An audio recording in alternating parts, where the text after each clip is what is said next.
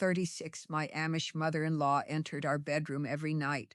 My husband never stopped her. The floorboards always gave her away. 3 creaks, the same 3 every night, starting just past the top of the stairs. I would hear them and my whole body would go still. Not startled, not afraid, just still. The way you go still when something has happened so many times that your body stops pretending it might not happen again. The room was dark. My husband breathed beside me slow, and I lay there, quilt pulled to my chin, eyes open in the black, listening to his mother walk toward our door. I'm Sarah, and this channel is where I tell the stories I carried alone for a long time. If something in what I share ever lands close to home for you, subscribe so you don't miss what comes next. And tell me in the comments, have you ever gone still like that? The latch lifted slowly. It always did. Not cautious, exactly, but deliberate. The way someone moves when they believe they have every right to be where they are. The door swung inward, and a thin ribbon of kerosene's light from the hallway stretched across the floor and touched the foot of our bed. I did not move. I had learned by then not to move. Movement meant acknowledgement, and acknowledgement meant a conversation I did not know how to have, in a language that had no words for what I needed to say. So I lay still. I watched the light and I waited. The room itself was plain in the way all our rooms were plain. Low ceiling, close walls, a single window dressed in dark fabric that kept out the morning longer than I would have liked. The floor was bare wood, worn smooth in the paths people walked most often, to the door, to the washstand, to the side of the bed. At night, the smell was wood and lantern oil, and the faint sweetness of the cedar chest at the foot of the bed where I kept the quilt my mother had pieced for. My hope chest. It was a small room. There was nowhere in it to disappear. She would move to the far corner first, the corner where my husband's work coat hung on an iron peg, and she would straighten it or check it, or simply touch the sleeve in the way a mother touches a thing that belongs to her child. Then, sometimes the Bible on the small shelf near the door. Her lips would move, not loudly.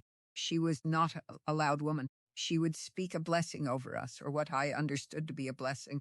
Her voice low and shaped around words I had heard since childhood, words that in any other context would have brought me peace. In that room, at that hour, they settled on me like weight. My husband did not wake, or if he woke, he gave no sign of it. His breathing, I knew his breathing by then, the particular rhythm of his sleep, never changed. He lay on his side facing the wall, and he was still in the way a man is still when the world is proceeding exactly as he expects it to. That was the part I turned over and over in the dark after she left. Not what she had done, but that he had not moved, that the sound of his mother in our bedroom in the middle of the night registered in his body as nothing requiring attention.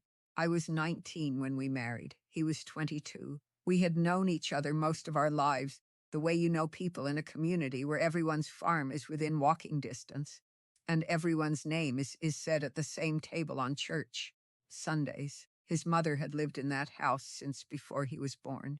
There was no Dottie house, no separate small house at the edge of the property, where elder parents might move when their children took over a home. She was simply there. She had always been there, and the Ordnung, the unspoken and spoken rules that shaped our life, had never needed to address this particular situation because no one had thought to imagine it as a problem. In the community where I grew up, a mother's authority did not end at her son's wedding. That was not cruelty. It was simply how things were understood. A married household was not a sealed thing, private and separate. It was part of a family, which was part of a church district, which was part of something larger than any of us.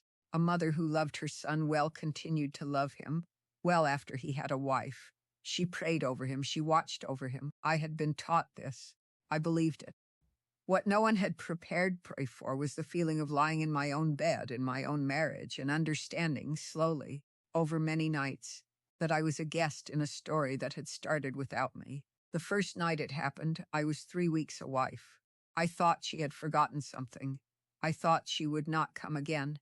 In the morning I said nothing, because there was nothing yet to say. The second night I told myself, this is what love looks like in this house. It comes at odd hours. It moves quietly. It does not ask permission. because it does not know it needs to. I had been raised to practice Gelassenheit, the yielding, the setting aside of self for the sake of peace and community. I reached for it then. I told myself that reaching for it was the right thing. I would spend a long time telling myself this. There was a woman I knew, a cousin of my husband's, married 2 years before me. She had said once, at a frolic where we were putting up preserves together, that she never planned her own meals, that her mother-in-law set the week's menu on Sunday evening and expected it followed. She had laughed when she said it, kind of laugh that sits just at the edge of something else. I had laughed with her, I had thought. That would be hard. I had thought it kindly, and then set it down the way you set down a thing that belongs to someone else's life. It would be months before I would pick that memory back up and finally understand what she had been telling me. There was one night that was different from the others. She came in the usual way, 3 creaks, the latch, the ribbon of light. But this time she did not go to the corner. She did not reach for the coat or the Bible. She stopped near my side of the bed and she stood there, still for a long moment.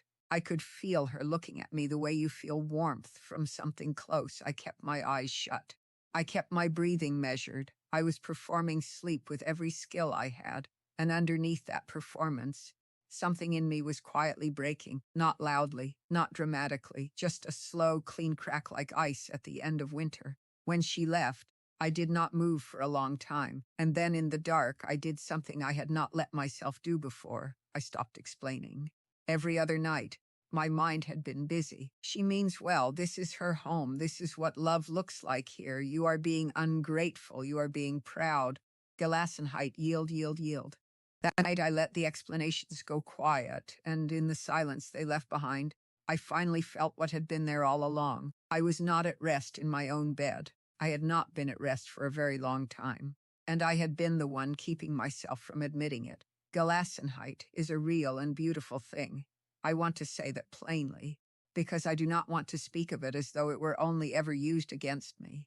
The yielding of self to God, to community, to something larger than your own wants. That is a teaching I still carry in me carefully, but I had bent it into something it was never meant to be. I had used it to silence my own discomfort before anyone else had to. I had practiced a kind of interior meidung, a shunning of my own inner voice, so thoroughly that I genuinely did not know for months whether what I felt was real or simply my own failure to surrender well enough. I chose a quiet evening to speak to my husband, not an argument, not a confrontation. We were at the table after supper, the lamp between us, and I said, I need to tell you something about the nights. He looked up from what he was doing, and I watched his face move through something, first a kind of stillness, then a slight furrow, then something slower and more painful than I expected. Confusion, genuine and undefended, he said. What do you mean? And I understood. In that moment that he had not known I was awake. He had not known I was lying there, listening, going still. He had assumed I slept through it. He had assumed all this time that it was harmless because it left no mark he could see. He was not a man who had chosen his mother over his wife. He was a man who had never been given the tools to understand that a choice was being asked of him. He had grown up watching his father defer to his mother's rhythms in that house. He had grown up in a world where a mother's presence was care, simply and always, without condition or limit. No one had taught him that care could have a shadow. No one had taught me to say so. We had both been shaped by the same hands, and we had both, in our own ways, been left without language for the space between us. That evening, we started building it. I thought again about my husband's cousin, the woman at the frolic, the one who never planned her own meals. I had pitied her once. Now I understood. She had not been weak. She had been inside the same architecture I was inside, a structure so complete and so old that it did not feel like a structure at all. It felt like air. You don't question air. You just breathe it until the day you realize you've been breathing something that doesn't quite fill your lungs, and you've been telling yourself that the lightness in your head is peace. That's what I had been doing. That's what she had been doing. That is what many of us were doing, and calling it faithfulness. If something in this story is sitting close to you right now, if you have ever explained away a feeling that deserved more than that. I want you to know you were not imagining it. Share this with someone who might need to hear it. Leave a comment below. You being here matters to me. My husband spoke with his mother. I was not in the room when he did. I do not know exactly what he said. What I know is that the following night, I heard 3 creaks and then nothing. The latch did not lift. The light did not come. I lay there in the dark, waiting for a pattern that had ended, and I felt something so strange I almost didn't recognize it. Stillness that was not vigilance. Quiet that was not held breath. The nights after that were different, not because the house had changed, not because she had become someone other than who she was, because he had chosen to say something. For me, that was the threshold. There is something I have come to understand about the community I was raised in. Generations staying close. Mothers and sons and daughters and grandchildren all within walking distance, all woven into each other's days. That is not nothing. There is a warmth to it that the world outside does not easily replicate, and I do not want to pretend otherwise. I wanted that warmth. I still do. What I needed was to be included in it, not as a daughter-in-law on the edges of a family, but as a woman at the center of her own life. The bedroom is mine now, same low ceiling, same window, same cedar chest at the foot of the bed, but I sleep differently, not because the room changed, because I finally let myself take up space in it. And that, quiet and small as it was everything.